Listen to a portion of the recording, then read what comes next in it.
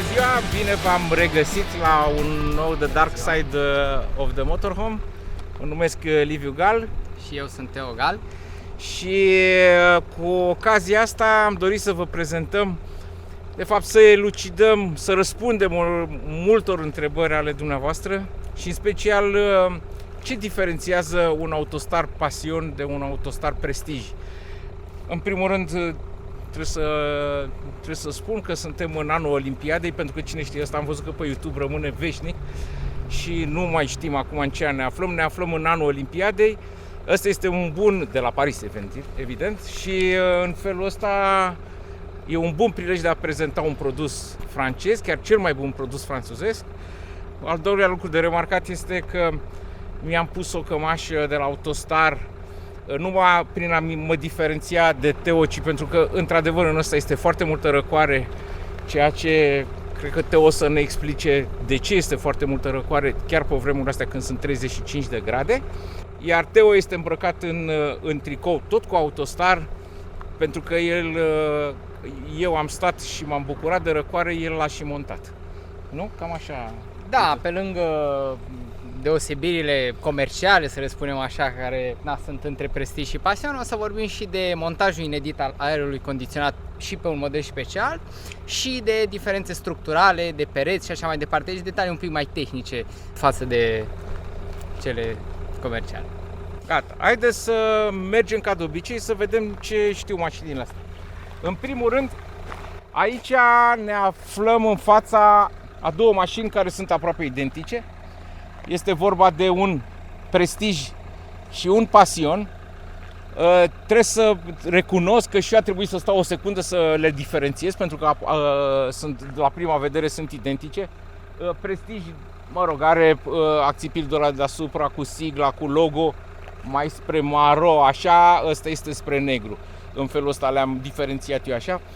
Tocmai sunt două mașini absolut, de la prima vedere sunt absolut identice și este îndreptățită întrebarea clienților, care chiar cineva mi-a pus de curând, foarte de curând această întrebare. Liviu, n-am niciun fel de problemă, există o diferență de preț, nu e niciun fel de problemă, spune-mi doar ce ți-ai luat, care e diferența între ele, ca să o înțeleg și eu. Știi? Și a putea să mergem întâi în partea exterioară și să prezentăm puțin ceea ce înseamnă șasiul, pentru că este vorba de construcție pe șasiu Alco. Avem și noi și mai multă experiență și cred că Teo ne poate spune mult mai multe detalii tehnice.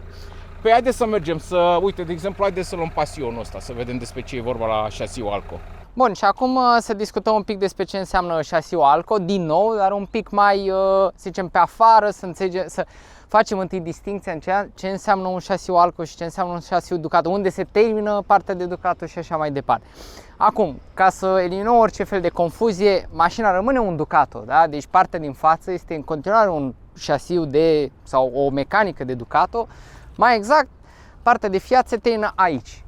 De aici încolo este altă mașină, nu mai are nimic în comun cu un șasiu de Ducato. Suspensia, nimic nu mai este în comun. Dar până aici, tot ce înseamnă motor, cutie, suspensii, totul este în continuare un Ducato. Șasiul, cum l-am prezentat și în cealalt video pe dedesubt, este foarte uniform, este mult mai simplu de construit pe un șasiu Alco și atunci ne permite să avem aceste spații pe care din nou le-am prezentat în precedență, însă acum o să vă arăt și detalii, adică cum vine aerul condiționat, cum ne permite acest șasiu să montăm aerul condiționat și să facem niște montaje care permit un confort superior față de șasiul Ducato.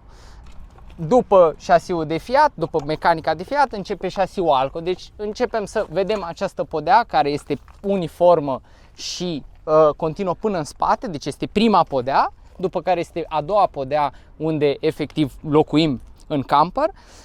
Aici este vorba de dotarea Prestige, deci vorbim de scară, treapta de intrare la standard și aici o să vedem care este diferența între treapta de la intrare între Prestige și Passion și de ce aici este nevoie de o anumită treaptă ca să putem monta treapta electrică din fabrică.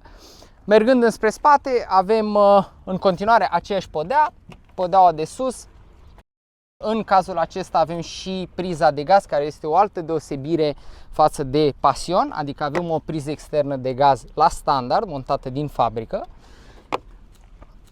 În spate, mergând spre Waterbox, Waterbox este standard la toate mașinile începând cu Passion. Deci acest Waterbox unde avem centralizată tot controlul de apă, ceea ce este extrem de comod, adică avem golirea apelor curate, golirea apelor gri, vana de taraj, adică limitarea umplerii la 20 de litri ca să fim în omologare de 3 tone jumate. Un alt aspect foarte interesant este priza externă, adică dușul extern, apă caldă, apă rece, la standard și evident gura de umplere pentru apă curată. Toate chestiile astea sunt într-un box, cum spune și numele, unde nu este nicio problemă dacă curge apă, dacă este totul izolat față de camper, nu există niciun pericol să ajungă apa. Tot aici este și pompa de apă, adică toate chestiile astea sunt gândite nu numai ergonomic, dar și ușor de servisat. Asta este foarte important, mai ales la un camper din gama aceasta. După Waterbox ajungem la portbagaj. Portbagajul este identic practic între Prestige și Passion. În cazul ăsta, camperul acesta de-abia a fost livrat și este la noi în serviciu pentru montajul, tocmai printre altele și al aerului condiționat. Ca deosebire față de alte modele, patul la Passion și Prestige este fix. Este fix pentru că oricum șasiul îi permite o înălțime mai mult decât suficientă în portbagaj, unde se pot pune 2 biciclete fără nicio problemă, deci nu mai este nevoie de sistemul de ridicare și coborâre. Iar aici puteți vedea, avem o mică parte din placa din spate demontată și spațiul unde încape un aer condiționat de fapt este conceput de așa natură încât să poată fi montat un aer condiționat aici. Aici sunt și cele 3 furtune deja trase de către noi și vom urma să finalizăm în curând tot montajul, respectiv pentru cele 3 zone de răcire pe care noi le-am proiectat, una în dormitor, una în baie și una în living. Cred că, totuși, pentru celălalt model, la Passion, la care încă n-am ajuns, ăsta are deja montat aerul condiționat și vom arăta exact cum arată și în versiunea finisată. Acum l-am lăsat intenționat așa ca să arătăm că acel spațiu util între cele două podele am putut să-l folosim pentru a încadra acest aer condiționat de podea și să facem în felul ăsta.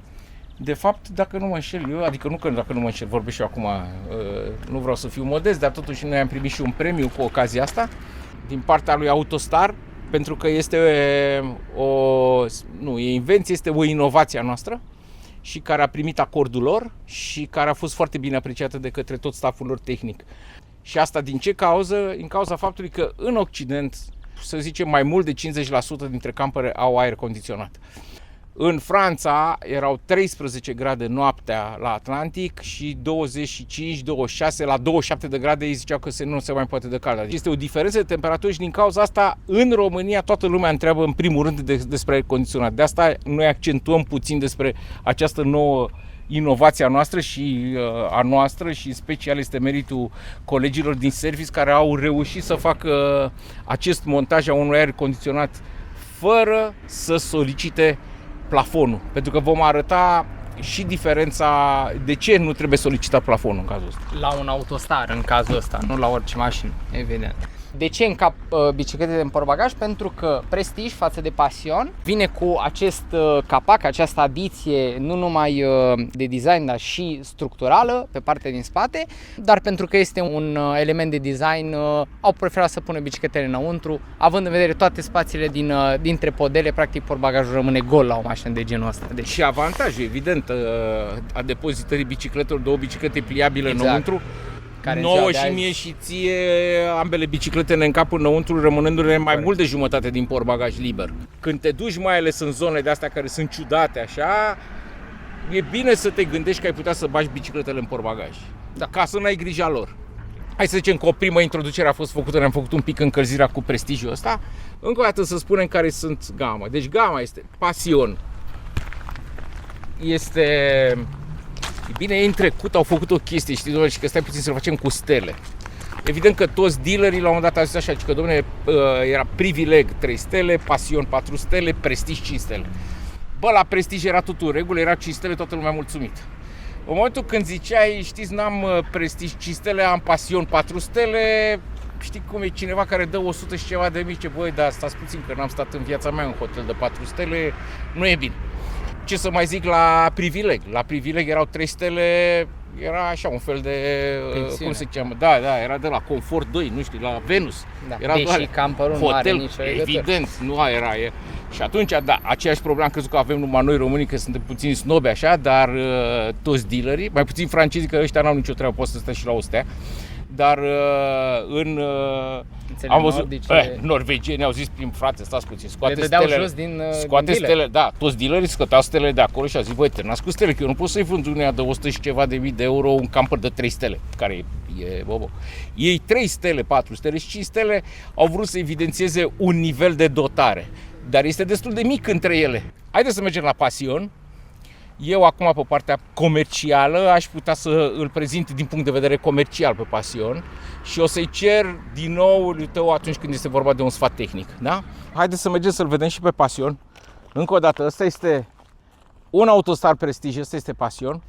Dar uite acum când m-am întors cu coada ochiului am văzut încă o chestie care trebuie să o remarcăm. Faptul că la Prestige-ul ăsta are și senzori, la standard, are senzori de proximitate, senzori de parcare pe față. Este destul de importantă chestia asta pentru unii. Trebuie să recunosc, pentru mine nu a fost niciodată ceva fantastic, dar pentru cineva la început poate s-ar putea să conteze. După cum vedem, fața e la fel. La standard, Prestige are proiectoare.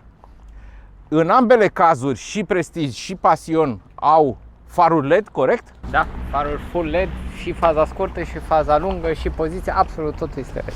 Ăsta ar trebui să-i punem noi proiectoare. Vezi că are locul lăsat liber pentru proiectoare. În rest, calandru, față și așa mai departe, toate sunt identice. Noi acum vorbim de diferențe, nu de asemănări. După cum a spus Teo mai devreme, ambele având șasiul Alco, evident că au aceeași structură aici cu waterbox și cu toate celelalte spații pentru depozitare. Haideți să vedem înăuntru ca să vedem puțin care este diferența așa major între ele. Da. Ce e aici? E box. Ok, este anul Olimpiadei, deci este cel mai important eveniment de pe planetă. În felul ăsta, uite, putem și data foarte bine materialul nostru. Suntem la sfârșitul lui iulie 2024, în timpul Olimpiadei de la Paris. Nimic mai bine decât să prezentăm, să zicem, unul din cele mai bune campere din industria franceză, care este Autostar. În partea de jos, acolo este un acțipild. Un acțipild în care este foarte interesant, spune că acest vehicul este fabricat în Franța de către Sindicatul Muncitorilor de la Autostar. După cum știm, Franța fiind cea care a pus în practică Revoluția, noua schimbare de ordine, atunci, în momentul acela, cei care muncesc au căpătat o altă importanță. Din cauza asta, Autostar, la un moment dat, e foarte interesant, o să fac o foarte mică paranteză. Dacă nu mă știu eu, până anii 80, prima dată fabrica Autostar a dat faliment, până 70 ceva, 80. Atunci a fost cumpărată de către lucrătorii din fabrică. Deci toți acești lucrători de acolo din fabrică, știți cum era la noi metoda MEBO, ce am înțeles noi. La noi s-a înțeles cu totul și cu totul altceva, la ei a fost pe bune. Adică au venit toți cu bani de acasă și au zis, ok, noi știm să le facem, noi credem că managementul a fost prost și din cauza asta, am intrat în faliment. Drept pentru care este un exemplu de, să zicem, de solidaritate și de credința unor oameni că produsul lor este bun, pentru că imediat după aceea au renăscut fabrica. Până anii 90 și ceva, dacă nu mă înșel, când a fost cumpărată de Trigano. Și în momentul de față face parte din grupul Trigano, că asta am uitat să spun, chiar unul din brandurile, să zicem, cele mai bune, e cireașa de pe torta grupului Trigano. Trigano, care este cel mai mare constructor de autorulote în momentul acesta din Europa. Deci acum ce putem vedea? Vedem un design clasic franțuzesc. De remarcat că tot ceea ce se vede în această autorulotă este făcut curb. Toate detaliile sunt curbe. Nimic, nu vedem aici o linie dreaptă sau un unghi drept. După cum se știe, mai ales cei care lucrează în construcții pot să-mi confirme acest lucru. Orice fel de lucru curb Asta înseamnă costuri suplimentare. Din ce cauză? Pentru că este foarte greu de ai pierderi multe mari de material. El fiind curb însă îți creează mental un spațiu foarte mare. După cum vedem aici detaliul ăsta de la trapă, trapa este cea mai mare, deci nu este midi Heki, cum este la clasele, să zicem, medii. Aici vorbim de Heki 2, Heki 3, pardon. Deci una din de fapt cea mai mare trapă care există. Bateria deja clasică care a făcut furori la vremea respectivă, acum să zicem că o mai întâlnim și pe acasă și așa mai departe. Aragazul cu două ochiuri, un ochi mare și un ochi mai mic. În sfârșit, una din puținele companii care a înțeles. Și vezi ce înseamnă chestia asta când o fabrică este mai aproape de, să zicem, de cei care o produc și cei care o utilizează, pentru că ăsta este un exemplu cel mai bun. Noi în momentul ăla am comunicat diferitelor, nu la nivelul cel mai înalt, dar la nivelul nostru am comunicat faptul că nu vrem un aragaz cu 3 ochiuri. Autostar a înțeles și s-a ajuns undeva și a zis, bă, dacă populația cere cu 2 ochiuri, nu are sens să insistăm să facem cu 3 ochiuri, ceea ce s-a și pus în practică. Hota, care este la standard, eu o să și spun acum toate echipamentele care sunt la standard și dacă cumva apare ceva care este opțiune. Deci după cum se vede, tot locul ăsta de masă este foarte bun. Aici este chiar un loc în care se poate pune un expresor. Frigiderul este cel mai mare din gamă, 175 de litri. Nu mai insist pe chestiile astea pentru că deja au fost prezentate în materialele trecute. 175 de litri pe gaz este cel mai mare frigider care se construiește astăzi. Da? Pe gaz, adică, sau mă rog, pe gaz, vorbim popular.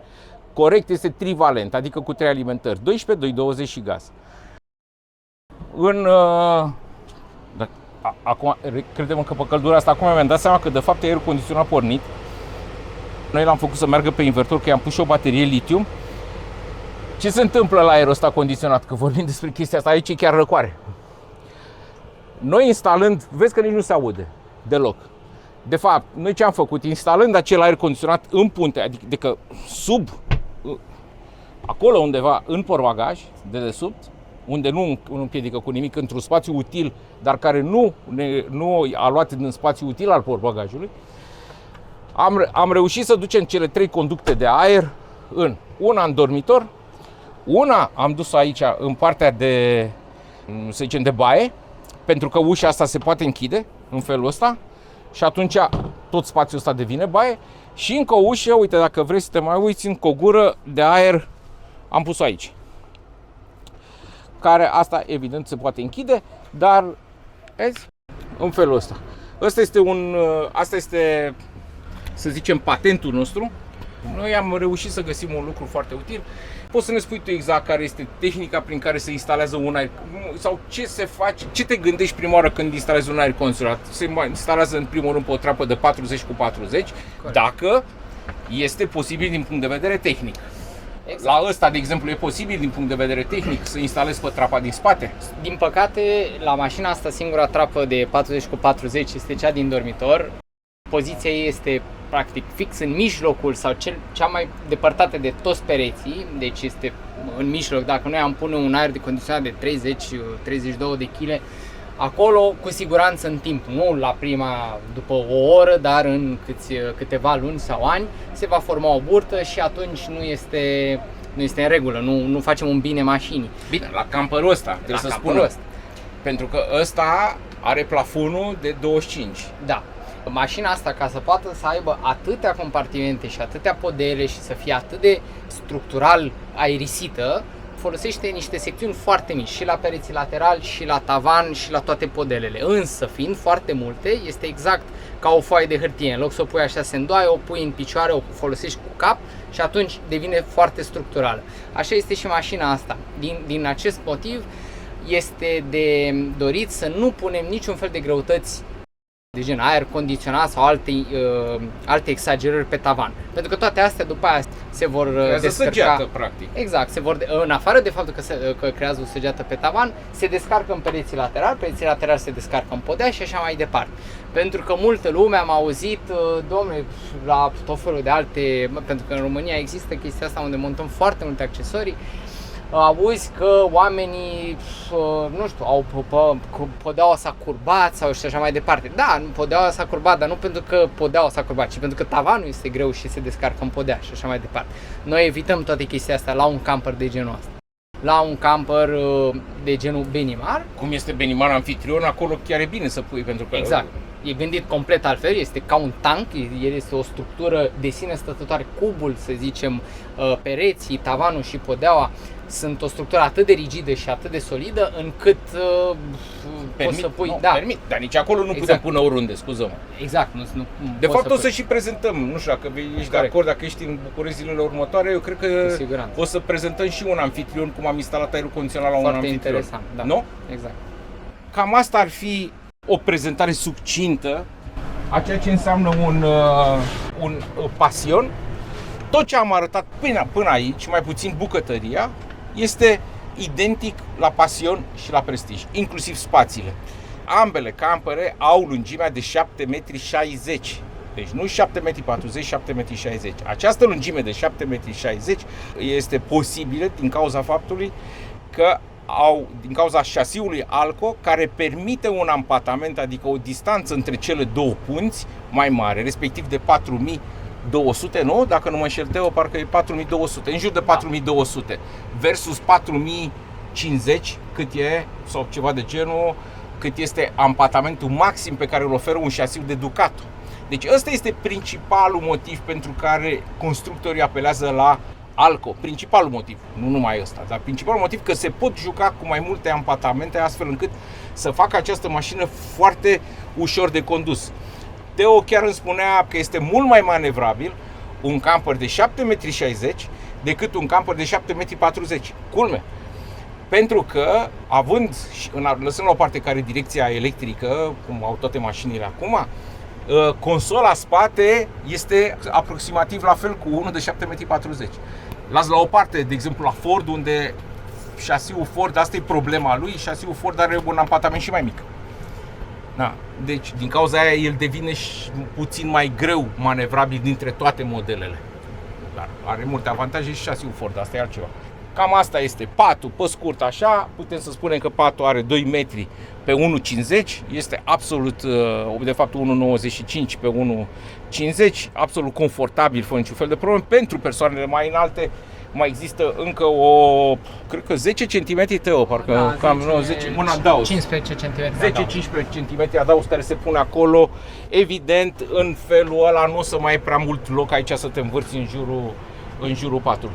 După cum vedea, vreau să mai remarc încă un singur lucru și cu asta am terminat partea de descriere a celulei. Faptul că în continuare nimic nu este drept. Ăsta este curb, pereții sunt închiși toți, nu se vede niciodată, nu se vede unghiul pereților nicăieri. Deci peste tot este închis, ceea ce îți dă impresia atunci când dormi că această cameră este rotundă, ceea ce pentru creier este foarte important să-l păcălești puțin, să se odihnească liniștit, să nu fie închis într-o cutie, pentru că până la urmă e o cutie de 2x2 chestia asta, adică trebuie să avem și chestia asta în vedere. Dar este foarte bun. Luminositate și asta nu mai spun, pentru că aici este foarte clar. Ușa de aici, de la dormitor, se închide și ea. Trecem repede peste asta, că aici sunt clare poveștile. Asta este o ușă de la dormitor, care împreună cu ușa de la care despre living, închizându-se această ușă, obținem o baie care, uite, eu cu tine, Marian, stăm împreună, cred că mai încap încă 2. Chiar încap 2. Deci stăm fără niciun fel de problemă. Oricum n-aveam cum să facem toți 4 baie, dar oricum pentru unul îți creează suficientă intimitate și suficient loc. Deci nu e niciun fel de, indiferent de gabarit. Mie ce-mi place foarte mult, vorba că ăștia sunt aluminiu. Deci pereții ăștia sunt aluminiu, ceea ce înseamnă că dă o structură mai legată, mult mai legată decât alte autorulote. Mai sunt, dacă te poți uita aici jos, la bază, vezi, acolo sunt garnituri peste tot. Deci garnituri între podeaua, podeaua asta pe care o filmezi tu acum nu este podeaua de afară. Sub ea mai este încă una. Dar vezi, izolațiile astea toate, astea sunt foarte importante. Cei 25 de milimetri grosime de plafon au fost compensate, a trebuit să fie compensate prin această nouă izolație. Vezi? Deci au pus, care practic nu cântărește nimic, dar este o izolație de burete pentru izolație fonică și termică, care a fost pusă suplimentar peste acei 25 de milimetri de plafon. În felul ăsta e altceva. Trebuie să spun însă, cum a zis și Teo acolo, faptul că ăsta are 2 trepte la intrare, Passion, Prestige are o singură treaptă la intrare. Adică are puțin diferit aici. Nici noi n-am știut asta și ne-am gândit și nici noi n-am știut exact de unde să scoatem, de ce nu au făcut pe toate la fel. Nici acum nu știu. Cert este că acela având o singură treaptă de la intrare a trebuit să faci accesul doar cu acea scară. Ăsta n-are nevoie de scară. E adevărat, n-are nevoie de scară, dar dacă îi pui picioare hidraulice și așa mai departe, s-ar putea să fie suficient de sus și ai nevoie de scară. Dar scara aceea și cu suporturile de prindere înseamnă o greutate în plus. Care este logica, ca să nu zăpăcesc glume? Prestige este un camper care se poate adresa unor, să zicem, din cauza faptului că au pus echipamente mai multe, o scară, izolația de spate, dacă nu, izolația din spate suplimentare care mai e și aia, cred că sunt vreo 50 de kg, 30-50 de kg sunt. Scara mai sunt și alea 20, în total noi am făcut un calcul din tot felul de elemente plus alea de design, am făcut un calcul, sunt undeva de 80 de kg diferență între Prestige și Passion.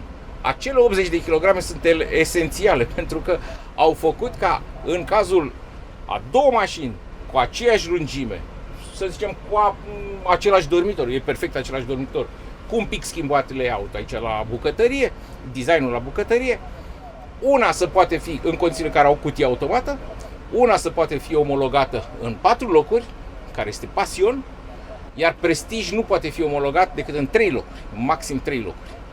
Vrei o mașină cu omologare în 4 locuri, ești obligat să-ți iei Passion, vorbim de 3 tone jumate, da? Ești obligat să-ți iei un Passion.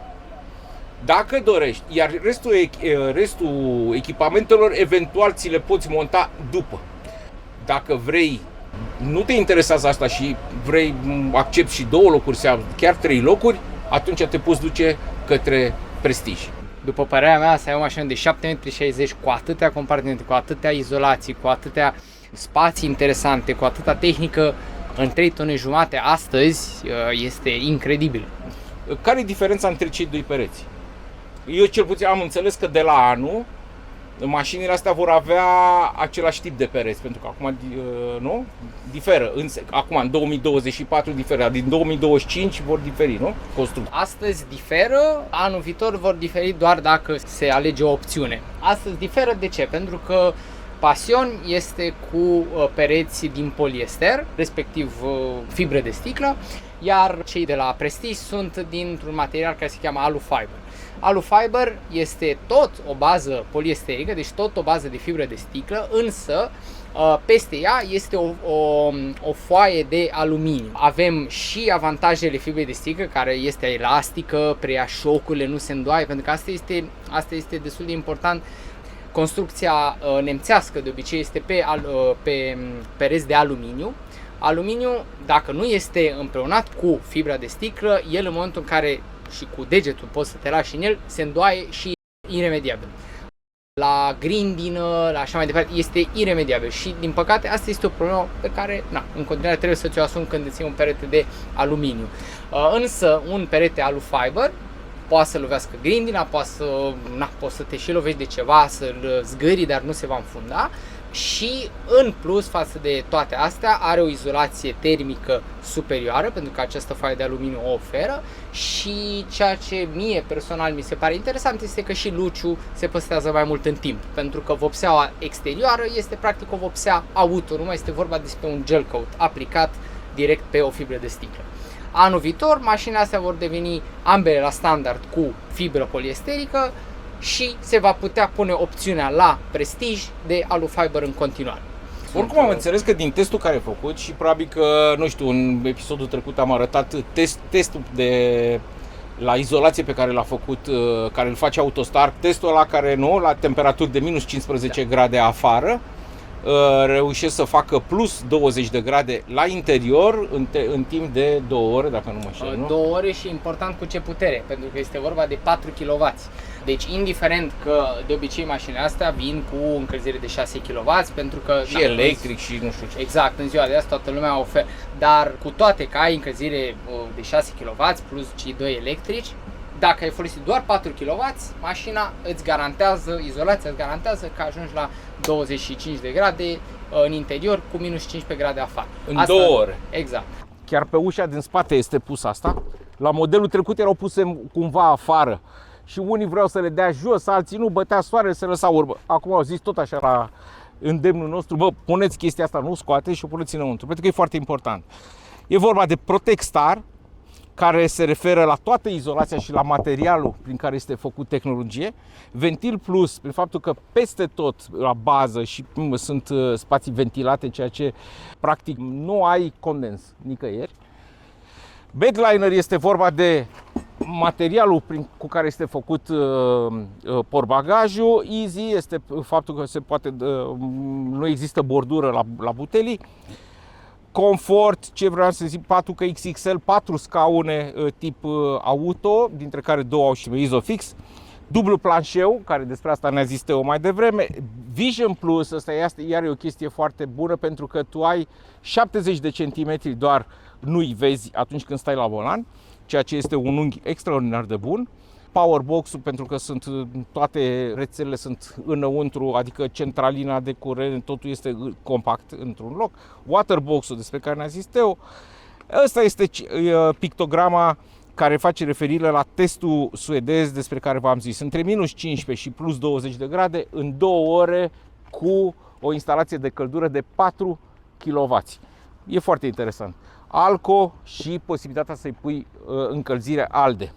Cu remarca, pentru ALDE, adică cu încălzire calorifere, va trebui să stai un loc din omologare. Adică pasionul ăsta, dacă îi punem ALDE, încălzire ALDE, nu va mai putea fi omologat în 4, ci în 3.